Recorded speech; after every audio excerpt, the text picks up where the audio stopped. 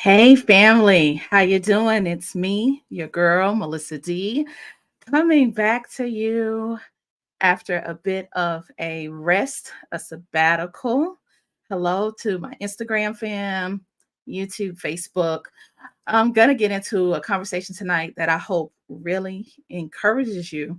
And I'm going to be very candid about what's going on behind the scenes. How many of you know you can celebrate and grieve at the same time? And that's the truth. I'm going to talk about it. You can be successful and disappointed at the same time. And people do not tell you that. People do not talk about um, how to win and celebrate and still stay encouraged when stuff just does not look the way you expect it or that you want it to. And what happens is many of us, many of you, myself included, I've been there, will stop midstream because you're like, I don't like how this feels. I don't like how it's going. This isn't what I pictured. Am I the only one? Yeah. All right. Talk back to me, family. That's a word. Okay. I'm not the only one. My Instagram fam is talking back to me. So the rest of y'all, I'm gonna wait for y'all to catch up with where I'm going with that. And I knew I was going to come have this conversation with you all eventually, but I had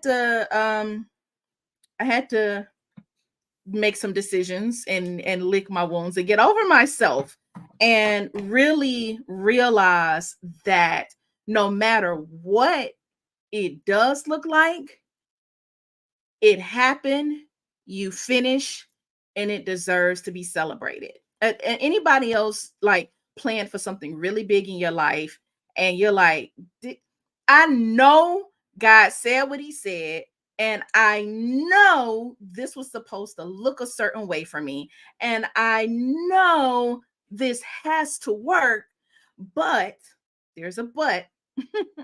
But it doesn't quite look like it did in my head. And am I the only one? And that's what happened.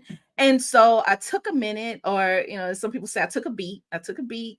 I took a minute and said, wait a minute. I had to one rest. And so I wanted to come check in on my strong friends who will start and stop and start and stop. And you know good and well you have a calling on your life. You know good and well you have a success strategy. Many of you have the strategy, you have the coaches. It's hard. And the world will make it look like it happens overnight, or people will make it look like it just is easy. It just comes for them. And or they don't tell you the whole truth behind the scenes. Well, I wanted to make sure out of integrity that I give you some context, and I want to give a huge shout out before I just get into everything. And hang in here with me too. Don't stay to the end if you can. Shout out, like I've been getting the text messages, the DMs. You guys have been posting reels with my book, The Entrepreneurial Profit. Thank you to Instagram fam, Facebook, YouTube, those in my community who have the book, who start reading it. I was talking to a client today that said, girl, I'm halfway through it. And although it's a short read, but it's meaty. It's deep. Like you're gonna have a notebook full. And so chapter 7, I'm gonna get into chapter 7, which really is the title of my video tonight, Stop Stopping. And ever since I wrote this book, y'all, let me tell you something. When you set out to do something big that God has told you to do, you will be tested by the thing, okay? You will be tested by the very thing that you are called to do. Like you will eat your words, you will eat them, you will taste them, you will digest them. Come on, y'all talk back to me. If that is you, drop an amen. Like say something, talk back so I know I'm talking to the right audience. I want to know I'm talking to the right people tonight who have been discouraged, who have been disappointed, who have dealt with doubt. And you may have even done the scary thing, and it's the one thing you feared would happen happened. Let's just talk about it. Can we get into that for real? And those of you who are watching, okay, I got a heart over here on YouTube and Facebook. But yeah, I want to see some comments. I need to know. I want to get into reading this book, and I want to tell you behind the scenes. If y'all want to know the real story behind why it took you a minute to see my TED Talk, the real story behind what's going on in life and business, then y'all got to talk back to me because I'm about to spill a whole lot of beans, but I got to know I'm talking to the right people. Um, so if y'all can still hear me, like give me some hearts, some thumbs up. I want to make sure my mic is good, and I'm gonna get right into what's an encouraging story. It's an honest story, but it will encourage you to bless you. Clearly, I didn't quit. Clearly, I'm still here. And those who have a platform, okay, y'all said let's hear it. Y'all ready for it? Okay, want to hear it? Got a story? Here you go. All right. So, hey, so okay, finally, y'all are talking back to me over here. I don't know if y'all eating dinner or what. Y'all are so quiet over here. Hey Ellis, hey Stephanie. I speak to y'all when y'all come in the room. I'm not rude. I like to speak to y'all. All right, cool. Thank you, Tiana. Hey Stephanie. All right, family. All right. So let's get into a little story time. All right, little story time. So those of you connected to me may or may not know. I had the amazing, incredible opportunity to apply, be accepted, and prepare for months for my first, it won't be my last, God willing, but my first TEDx talk. And as a professional speaker for over 20 something years, like that's like the Super Bowl of speaking, right? And unexpectedly, I was already 5 months into working on what I thought would be my first published book. God had other plans. This book, The Entrepreneurial Prophet, I kind of call it the oops baby. It was the book that was hiding behind the one I was writing. And so it happens to be the one that you get to see first. But anyway, um, the first thing I want to talk about when it comes to stopping is there will be a time, those who are listening, watching live and watching the replay, there will be a time you have to do something that is incredibly uncomfortable. Speaking already is uncomfortable. I don't care who you talk to. I don't care how professional they are. I don't care how long they've been doing it. The reality is every audience is different, and you just really don't know what you're going to get. That's the truth. Any speakers out there that know what I'm talking about? Hey, Patty. Hey, Reva. Thank y'all for jumping in. Um, any speakers out there, trainers, people who are like you are trusted with a platform, with a stage. You have a community. You have to show up, and we have to be incredibly brave to keep showing up. Yeah, it is incredible. Stephanie knows. Stephanie was on the GOAT speaking competition with me, and she's a professional speaker as well. It is incredibly uncomfortable. So you have to be just a little bit crazy to do this for a living, because that means I have to continuously do what hurts and feels uncomfortable for a living every single day. That's not normal. Okay. So let's not normalize that. So not only am I a professional speaker, like this is how I eat and live, right?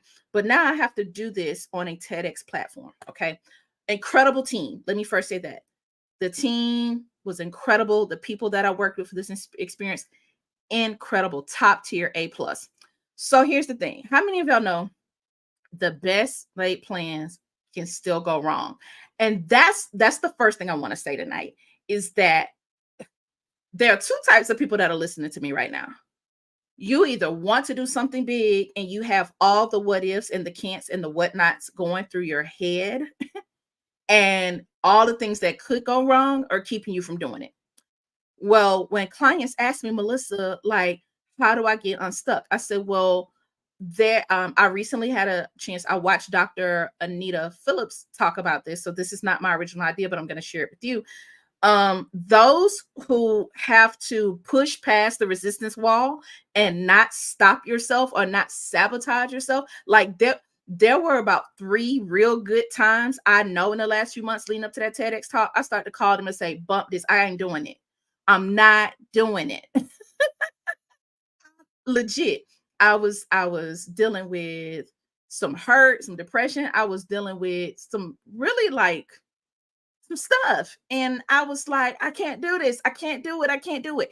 And I did not choose a comfortable topic. So speaking is uncomfortable, but then I chose a topic that I knew people would be uncomfortable about. I'm a crazy person, but I'm an obedient person. Let me say that. Obedience is never comfortable. So you add radical obedience on top of what's already hard. Are y'all still with me? Okay. So I chose, whether you've seen my TED talk or not, it's out there. You can just literally Google my name, TEDx Talk, Melissa D. White. It'll pop up. Or you can click the link in my bios or on my website. It's there. It's out there for the world to see. But it wasn't without struggle. Okay. It wasn't without struggle. And we're going to talk about that because it was an incredible experience. The live experience was here in Atlanta, Georgia, September 16th. I mean, phenomenal, truly phenomenal. But behind the scenes, some things went wrong that I won't get into. That and there were some issues. It was nobody's fault. Nobody's to blame. And again, the community that I worked with, the organizers were top tier, amazing people. But at the end of the day, I had a choice to make where I was going to have to do my TEDx talk all over again. All over again. Pregnant pause. I was like, what? I'm like, what are you talking about? Come do this again. Like, what? Um, and there I had a choice. It was like either you can do it again or we'll work through some of the issues. Yeah, tech issues, basically, Patty. There, you know, and here's why I'm coming to you guys about this stopping. I am a recovering perfectionist. Okay. Uber perfectionist. I run through every scenario, every what if, everything in my head, the logistics with my team. I go through every scenario you can think of because I'm like, well, if this goes wrong, this goes wrong, this goes wrong, this goes wrong, these are our contingency plans. Well, I wasn't in control of the situation. And this is here's a lesson for the people that continuously stop. Even when you have control, you're not in control. Let me don't miss that. Even when you have control, you're not in total control because there will be things that happen. And so, yes, there was a technology thing that came up. But in my opinion, I was like, it's still great. Was it perfect? No. Great? Yes. And done oftentimes is better than perfect. I know you're like, well, Melissa, is that it? Is that why you were disappointed and discouraged? Nah, there's more. There's more. Um, at the same time that all of this is happening, yeah, I'm really a recovering perfectionist. I daily deal with telling myself to get over it. And if you hang in there, I'm going to get to an excerpt. I had to I have to eat my own words every day. Like chapter 7 got me all the way together. It was like, Melissa, you wrote it in your book. Get over yourself. Stop stopping. It won't be perfect, but it will be done and it will be God and it will be good. So hang in there and I'm gonna tell you how I got over myself. I'm gonna tell you how God got me together and I got over myself, which is why I'm talking to you tonight. So anyway, as this is happening, I'm also forced to make some incredibly tough business decisions, like some CEO level decisions. And I don't want to do it. I'm like, God, this is hard. This is hard. Entrepreneurship is hard. Business is hard. Life is hard. And in the midst of my heart, I had two incredible losses. I lost a friend and I lost the pet that I've had for 16 years. And like just this crazy stuff started happening in the weeks that I'm waiting. I'm watching everybody else's talks go up. I watch like there are 9 speakers and I'm watching their talks go up and I'm watching them going viral. And I'm like, God, when's my moment? I did all this work. When's my moment? And I had a friend say to me, did you do it for the likes and for the platform, or did you do it because you know it was called what you were called to do and out of obedience? In a moment where I felt that I had fumbled the biggest platform ever, and it wasn't even in my control. I had to choose completion over perfect. And so, after some days deliberating and talking to several experts, a whole panel of people, doing a focus group, conference calls about, do we move forward with this talk? Do we redo it? It was like a whole thing. So, anyway, hang in there. I'm still talking about stop stopping, because a part of me was like, bump this. I don't know what to do. And then I said, you know what? Release it. It's perfect as it is. I don't want to try to reinvent the feeling of that day. Release it. Like, it was such an incredible moment. Loved ones, friends, clients, people from my community really showed up for me on September 16th. And I was like, I can't get that moment back. Just release the video.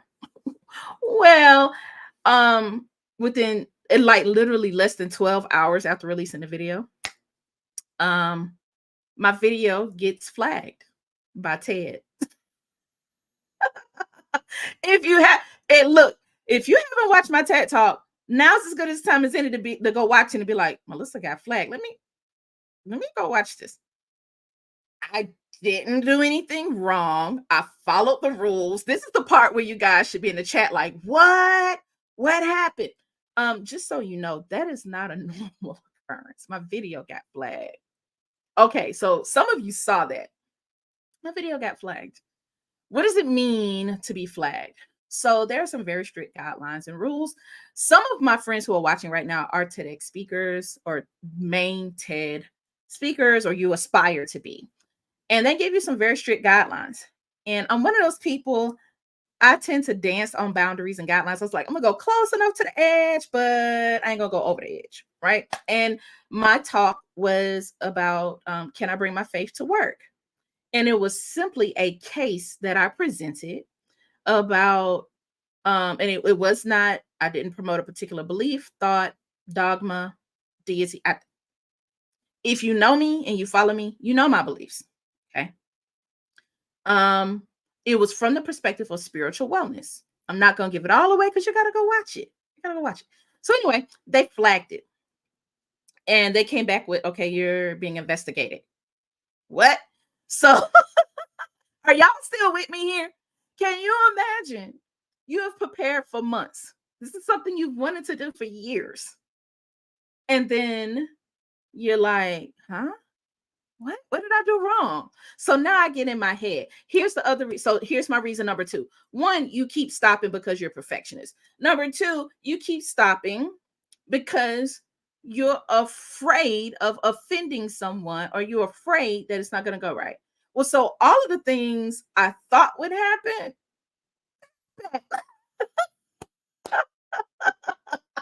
it's hilarious. It's hilarious. Yes, Patty. Oh my. But oh, look, I wish y'all could see Dr. Andrea's coming. I can't pull it up. I'm gonna read to you what one of our viewers on Instagram is saying. Dr. A says they flagged it and then they said how amazing it was after the paragraph. So let me help y'all out. The reason you have to stop stopping is the very people who will critique you is the audience that God is gathering to watch you. Woo! Did y'all catch that? The very ones who will critique you is the audience that God is gathering to watch you. Mm. And so they told me there would be up to a 30-day review process. And I was like, okay, well, God is like, I have no control over this at this point. Because here's the thing, once it's submitted, there's no do-overs. You can't change anything, you can't redo anything. There's not a do-over here. Okay. With me? And so when they say investigate or they're looking into it, they said we need your bio, your websites, your credentials. Like, because I'm talking about religion and I'm talking about diversity, equity, and inclusion, because I'm talking from a space of knowledge on both topics, I had to submit my degrees, my certifications, um, my accreditation, proving my licensure as a minister, proving that I am certified in diversity, equity, and inclusion. So imagine I applied to be on the platform, which and I was accepted, which shows credibility, right? Um, so just know anything worth doing, you will be tried, you will be tested, but you will be proven, and that makes it worthwhile. So I think the biggest thing I had to get over was that doing the talk wasn't enough. Getting accepted wasn't enough. Doing the talk wasn't enough. I had to see it through. Type that in the chat. See it through.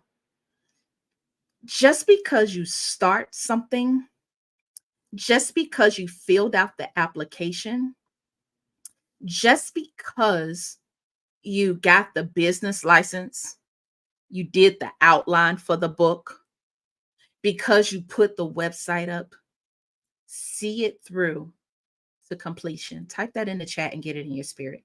See it through.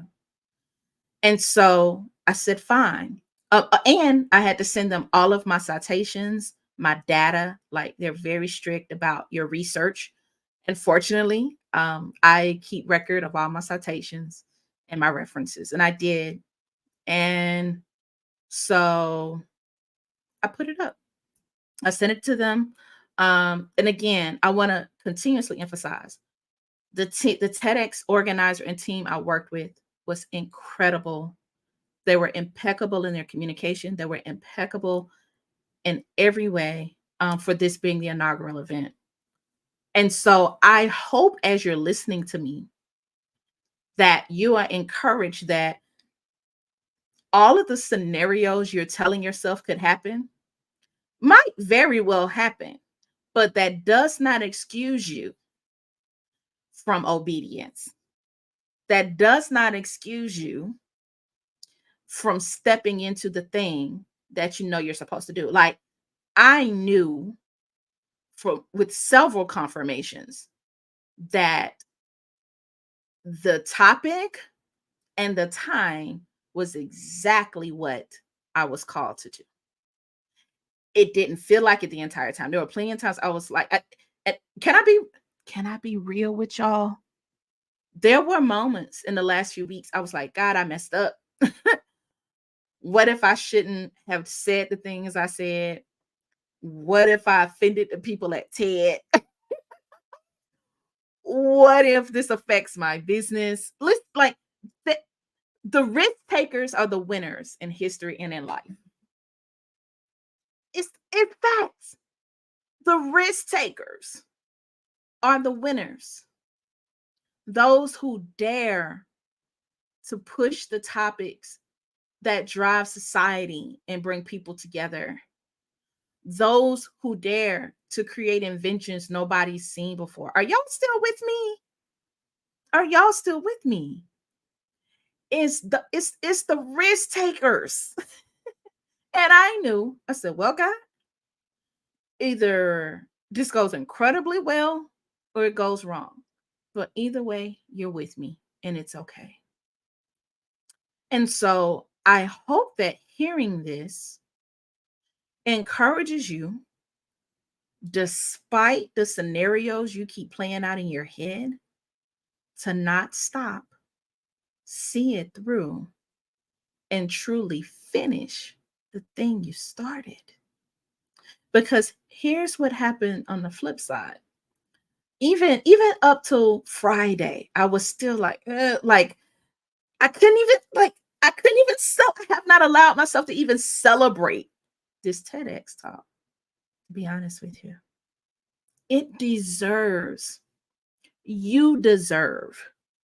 Let me not make it about me. This is apply this to yourself. You deserve celebration for every day that you don't quit. Every day that you show up and make a hard decision, deserves a celebration. Everything you put your heart into and you see it to completion deserves celebration. Somebody type that in the chat. Completion deserves celebration. And so, me talking to you tonight is twofold. It's to encourage you to completion, not perfection. And if you hang in there, I have some scripture and an excerpt from the book, The Entrepreneurial Prophet, to rest my case here. But completion deserves celebration. And we are in a society where we're so driven by the projections and the data and the numbers that we can't just simply say, even if just one person is changed, impacted, or affected, that's enough for me, God. Because the one may be the one to go get the thousands, and they may lead you to the millions. You may be the seed planter, and someone else comes to water. And then there's a harvest that may not land on you, but that may be rewarded to someone connected to you. I may or may not be the one reaping the harvest of this TEDx talk that encourages that my faith is professional and that offense is a choice. You got to watch it and you'll understand why I said that. So if y'all are still with me, y'all ready to get into this book? How many of you are encouraged while I'm turning to chapter 7 here? How many of you are encouraged to not quit and just pivot? Um, of course I didn't quit speaking. I'm still here with you. I just pivoted my message. My mission is still the same. The message just changed. I just became more Melissa.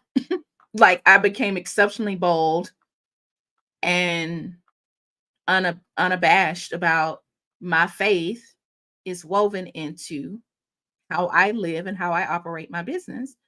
And no, this does not mean that all the work I've done up to now is scrapped. See, some of you think, oh, it didn't work. I got to scrap the whole thing. No, you take the pieces and you pivot them to the new thing that you're called to do. See, my message was faith all along, but now I can just boldly give it the name it deserves. It was there all along.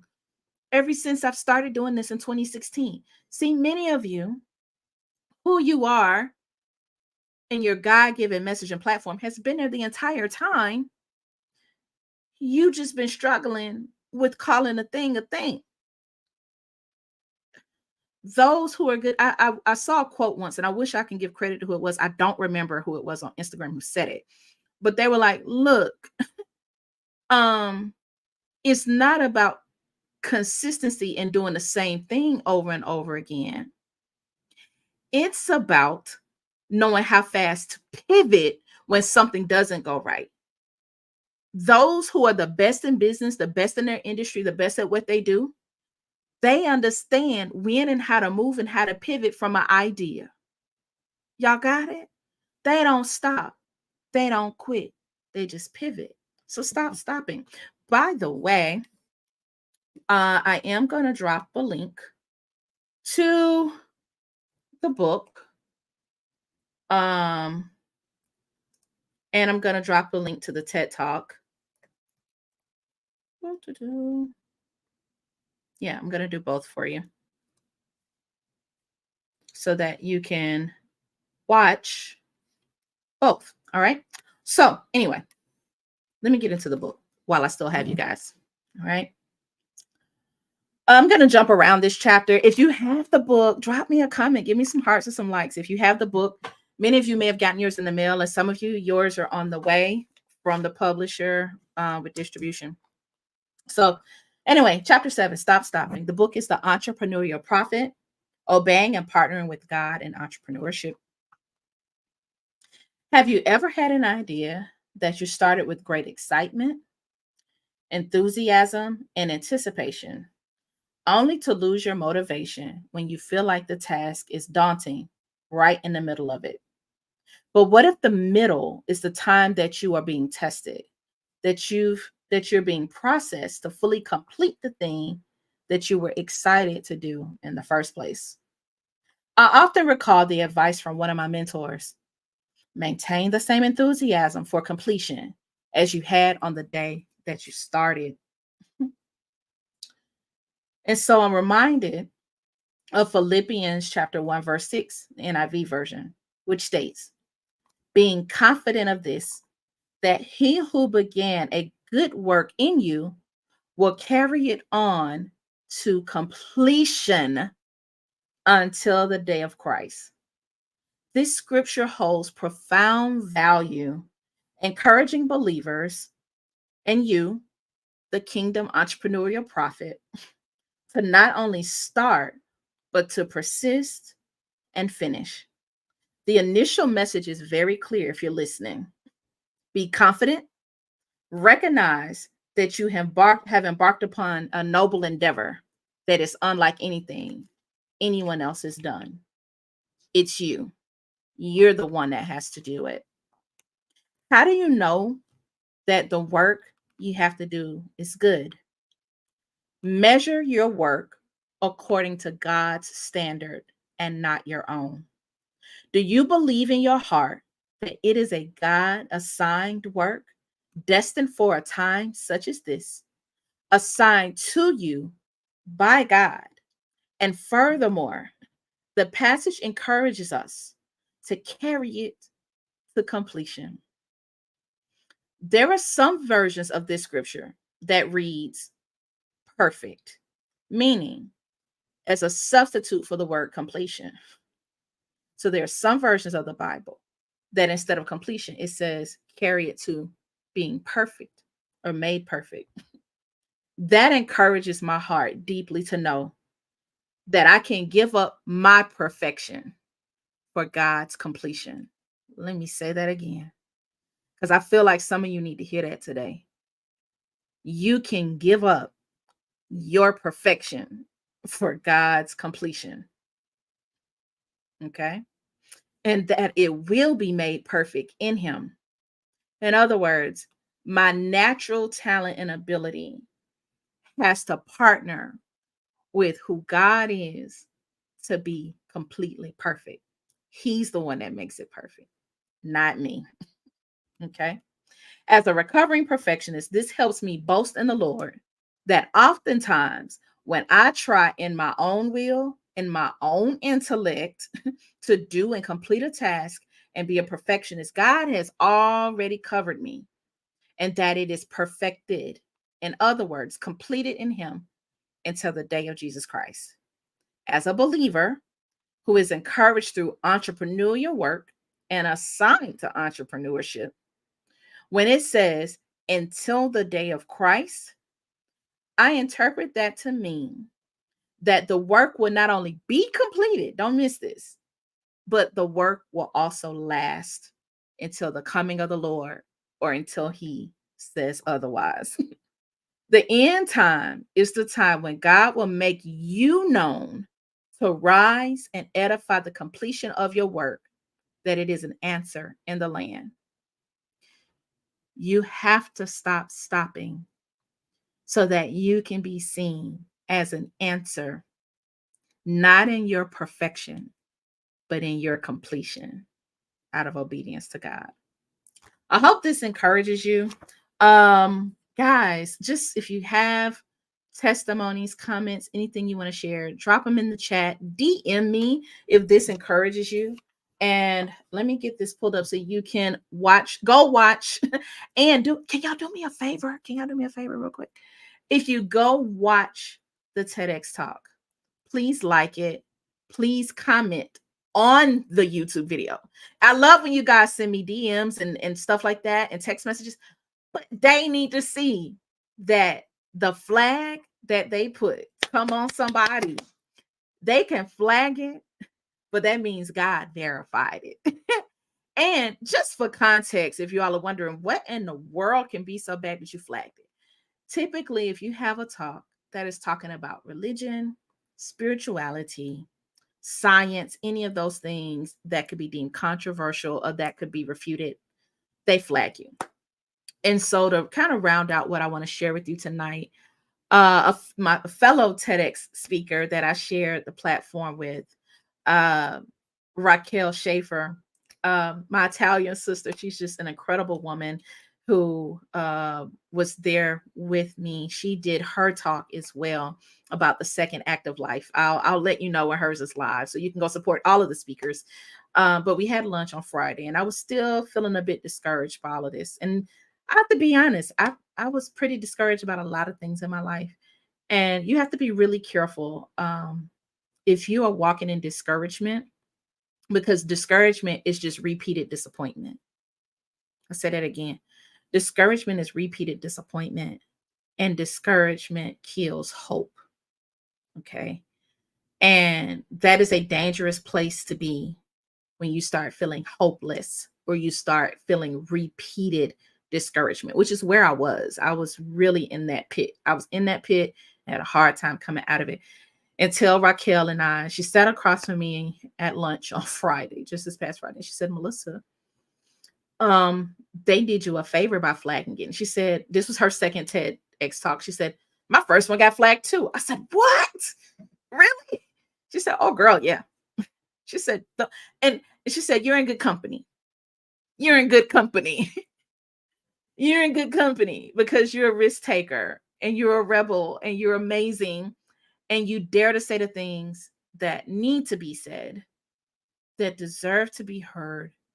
And oftentimes it's like the things that, you know, really don't shape the society and that people play it safe.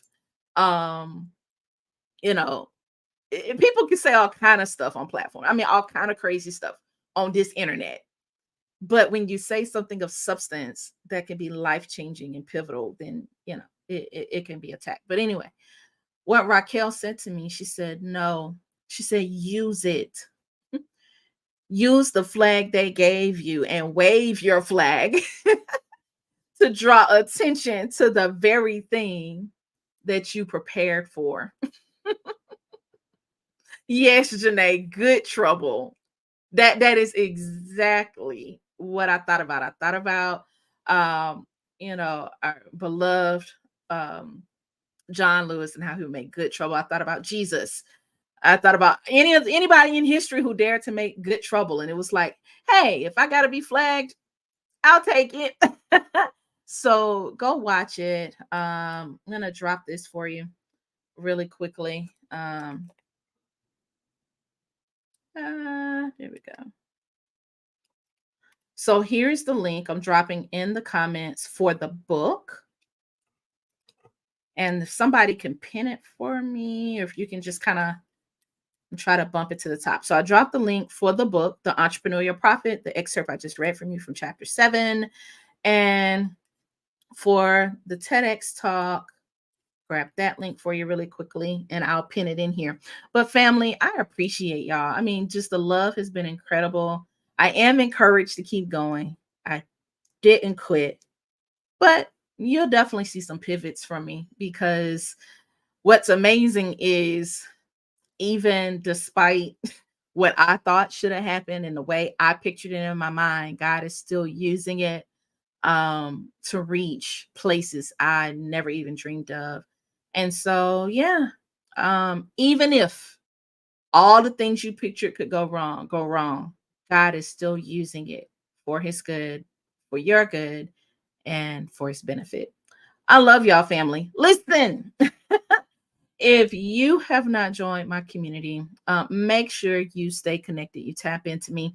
If you want to learn more about how to work with me, to use your voice, to be bold, to have the courage to be seen and be heard, you can go to activationcoach.net, or you can just DM me the word activate and I'll share with you the two ways that you can work with me to be seen and heard. There's incredible testimonies of hundreds of people around the world who are in our group and doing amazing things from the stage and becoming paid notable speakers. And I'm honored to serve them in that way.